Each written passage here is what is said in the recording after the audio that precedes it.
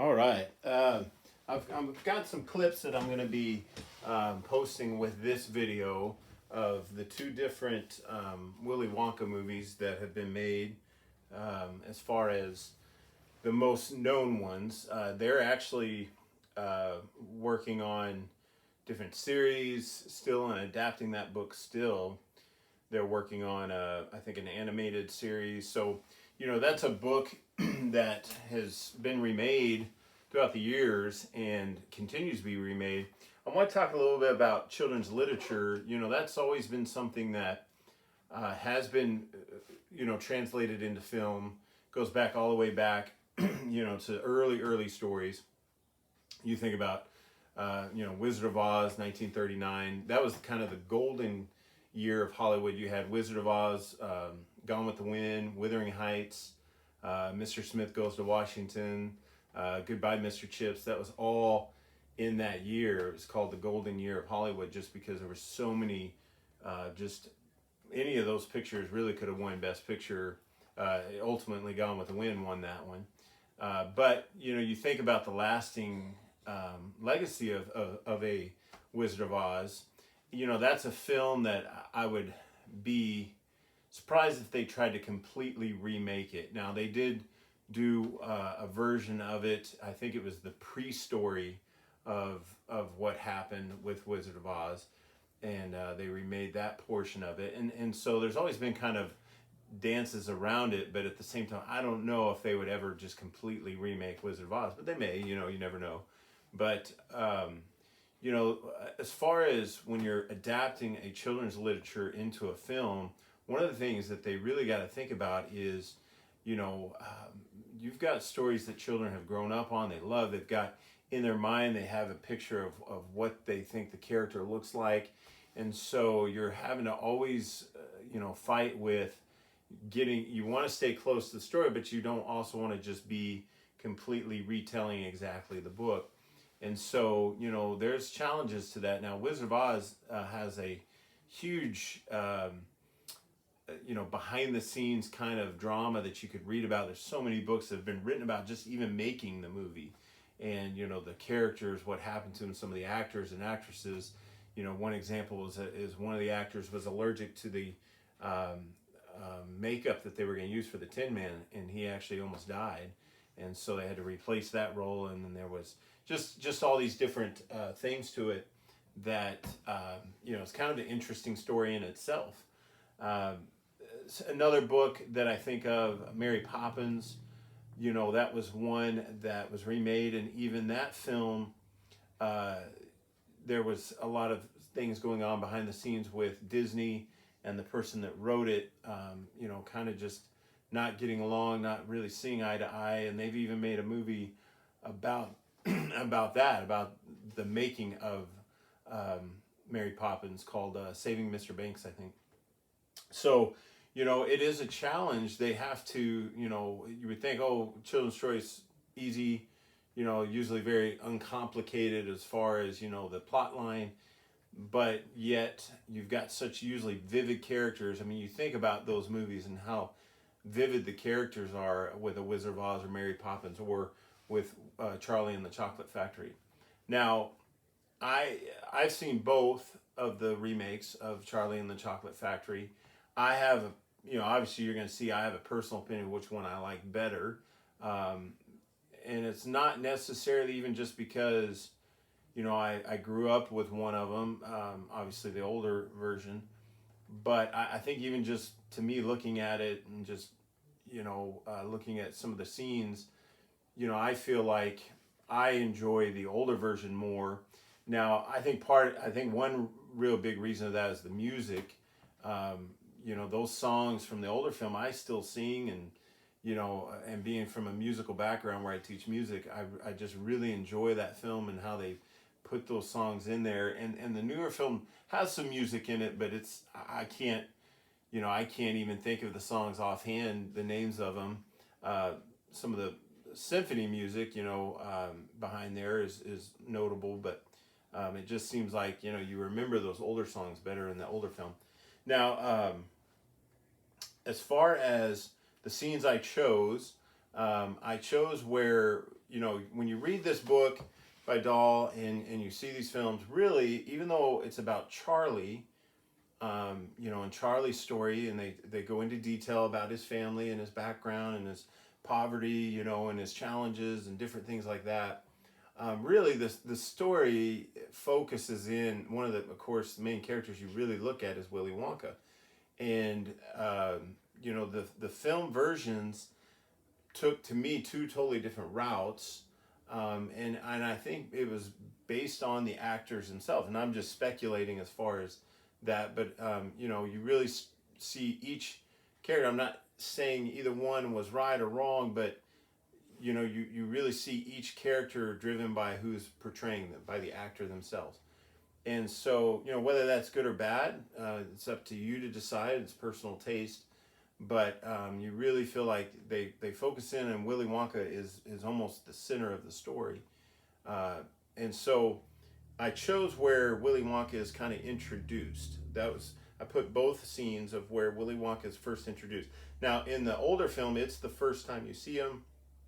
In the newer film, I did notice they kind of give you a couple glimpses of him before the introduction scene, because they give him some backstory. And so there's a couple glimpses of him before that introduction to the whole town and the kids that are coming in for the tour of the chocolate factory. Now, Willy Wonka in the older version, Gene Wilder played him, and his take, he's quoted saying that he pushed for a scene at the very beginning, and you'll watch it, where he comes out and he's walking with a cane, and so he's kind of limping, and everybody has not seen him in years, and so they're thinking, oh no, he's, something wrong, or something's happened to his health. And so he kind of comes out and he's limping. Well, his cane gets stuck, and he takes a step forward, and then he chooses to do like he's gonna fall, and he does this somersault and hops up, and is just like, hey everybody. And so he in his words, basically, he was saying he wanted to do something like that to show, from that point on, you don't know what to trust from him. And it was perfect imagery in the way of, is he playing a joke when he's being serious? Is he being serious when he's playing a joke? You never know at that point, and that really drives the film to me, because you never know, and he kind of has these highs and lows. And now, to me, the older film, he plays a normal character. In fact, you're going to see after he does that flip and he meets the children, I want you to see how he greets them in a just congenial, normal way, and he's very friendly, and it'd be a guy that you'd be like, oh wow, he's a really nice guy, and you just kind of take all that in. He kind of does that in the normal. The newer version, the Johnny Depp version, it's very, of course, Tim Burton directed it, so he's always kind of different himself. But when you meet him, it's very mysterious, and Johnny Depp always plays, in this kind of role, it's just kind of offbeat, and so it's not what I would say a normal congenial person that you just never know what he's doing, compared to just someone that's so offbeat you don't know what he's doing in that respect. So really, they have the same outcomes, because you don't know what to expect from that point. But to me, they achieve it in very different ways. I'm more drawn, of course, like I said, to the older version, because it's more natural, and it just seems more real. But at the same time, there's things to enjoy to me about the newer film, where you're always looking for that quirkiness, and so you end up watching it and being interested in it. So up to your opinion, but that's kind of how they approach those roles, and you'll see that in those two introduction videos. The other two clips I've chosen is when they make it to the chocolate factory. They first go in that first main room where you first see the chocolate factory, and of course, I think about it, in the older film, they had limitations, as far as filming and what kind of technology they had and what they could portray. And so, you get one kind of view of a room of what would be a candy room. And then, of course, with the newer film, they had more CGI, and they had things they could do, and they could use computer versions and kind of mix that together. And so they could do more in that way. But I kind of feel, when I watched both of them side by side, I feel more drawn to that older version. To me, it looks like real candy, like, wow, I could see myself in a room like that.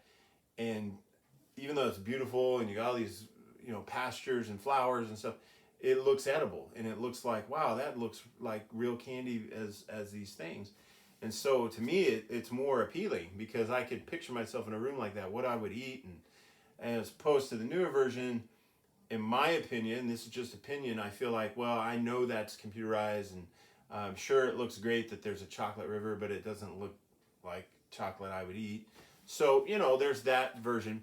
Also, in the older version, the song plays a huge part in that, just opening up, the imagination and just the wonder of it all. And I feel like that really captures what they're going for. And so you decide, like I said, I don't want this to be like a bashing of the new movie and the old movie but at the same time, I feel like, each one's going to have their opinion. Each one's going to have their base and the people that like them. An interesting fact is the old film actually was not a huge success when it first came out. I think it was made for $2.5 million, and I think it grossed $4 million, so it wasn't a huge success. Now, obviously, with DVD or VHS first and then showing it on TV, it became a huge hit at that point. And there's several films that way that did that. It's a Wonderful Life was not a huge success when it first came out, but now that people watch it, on TV, it's become a tradition at Christmas time, so it's become this huge film. And so, that happens, with some of those older films. So it wasn't a huge hit. Now, the newer film was. I think, I want to say it grossed like 300 or 400 million, and so it was a huge success. So, there's obviously fan base of both, and, you can kind of go through that. Now, comparing the book to the film, as far as, I had you read those portions that set it up and go through and kind of introduction into the chocolate factory and going through the golden ticket. And you can imagine when you're reading a book like that, a children's book, or even really any book, your mind is painting those pictures. And you're able to, I think, draw from your own experiences and put that into your mind as far as what that would look like. So when you go to translate that to film, everybody's is going to be different.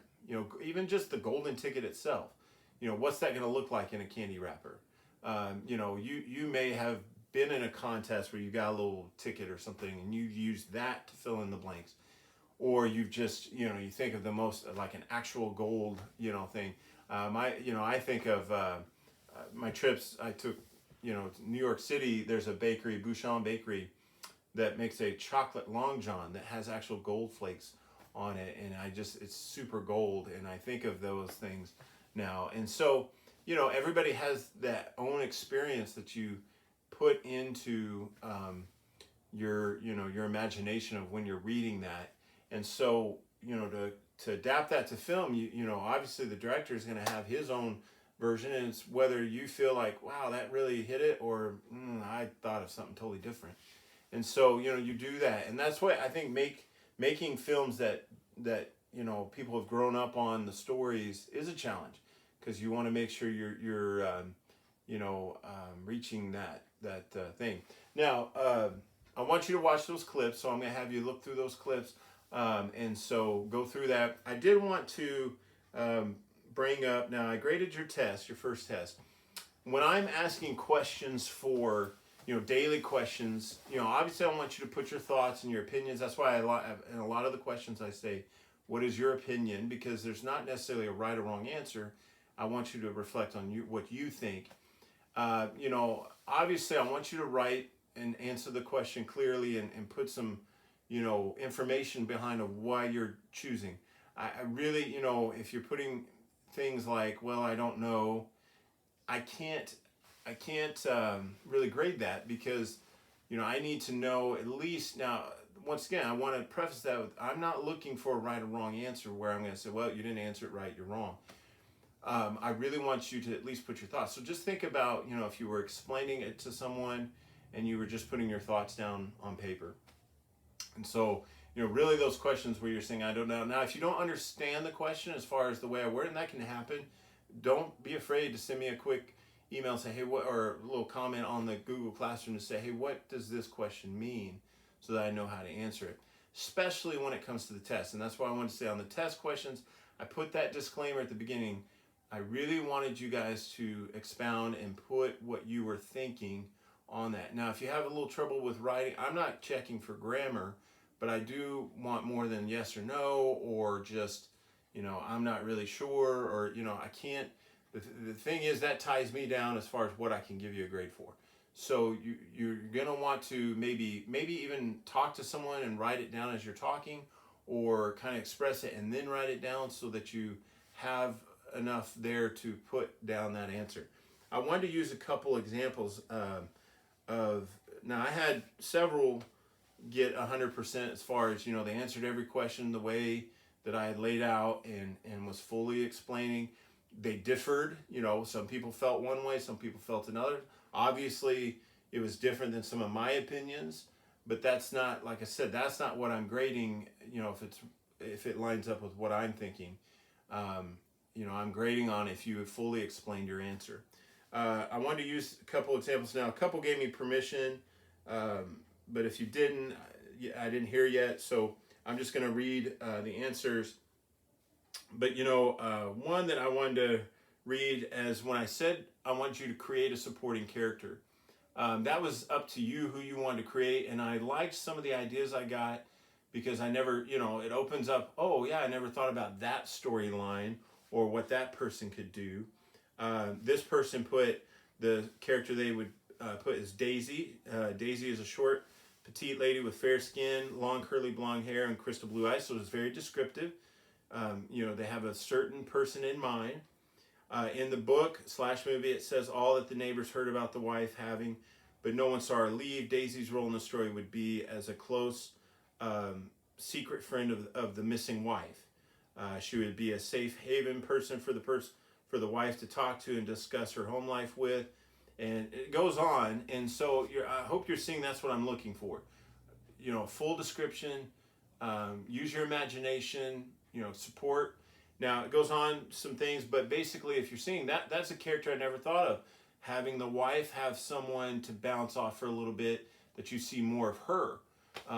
In the film, they really don't show a lot of the wife. They show a couple scenes of them arguing and her laughing at her husband and just different things that kind of show there's tension there, and then she's gone. And so maybe exploring that a little bit, her relationship maybe gives you more, what is she missing or has she been killed, and so that was one example. Then I wanted to read, let's see, an answer here by Maud, and she gave me permission. As far as she goes through the similarities. One example I want to use of two of this that was a good score was very, if you can see, well, you can't see, but it was very organized. 1, 2, 3 gave the 3 similarities. 1, 2, 3 gave the differences, and then used the sentences to support her answers. This was the question of what are some of the reasons these differences and similarities, in your opinion? What were why do you think there was differences or opinions in the story and the film? And she put, a person would feel more involved knowing the backstory of the character. The suspense is greater when Jeff sends the girl to the apartment to investigate rather than a detective. Sometimes directors make changes simply for artistic flair, and that's very true.